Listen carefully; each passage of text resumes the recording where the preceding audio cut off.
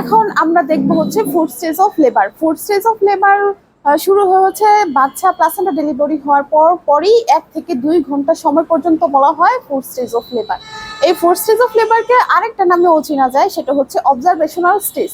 এই অবজারভেশনাল স্টেজে আমরা মনিটরিং করি মা এবং বাচ্চাকে। প্রথম 1 ঘন্টা মা এবং বাচ্চার 15 মিনিট পর পর মনিটরিং করি, এবং পরের 1 ঘন্টা আমরা হচ্ছে মা এবং বাচ্চার 30 মিনিট পর পর মনিটরিং করি। কি কি মনিটরিং করি? মায়ের ক্ষেত্রে আমরা ইউটেরাইন কন্ট্রাকশন দেখি, তারপরে পার ভ্যাজানাল ব্লিডিং কি পরিমাণে হচ্ছে সেটা দেখি, এবং মায়ের ভাইটাল সাইনগুলোই দেখি, যেমন টেম্পারেচার বৃদ্ধি হয়ে যেতে পারে, আবার হাইপোথার্মিয়াও হয়ে যেতে পারে।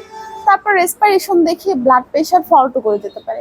এইগুলা দেখি হচ্ছে মায়ের ক্ষেত্রে মায়ের মেন্টাল হেলথ কিরকম আছে, সাইকোলজি কিরকম বলে সেটা দেখি।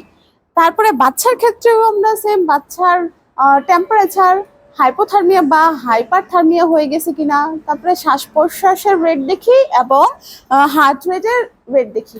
এই যে অবজারভেশনে রাখি, এটাই হচ্ছে ফুড স্টেজ অফ লেবার।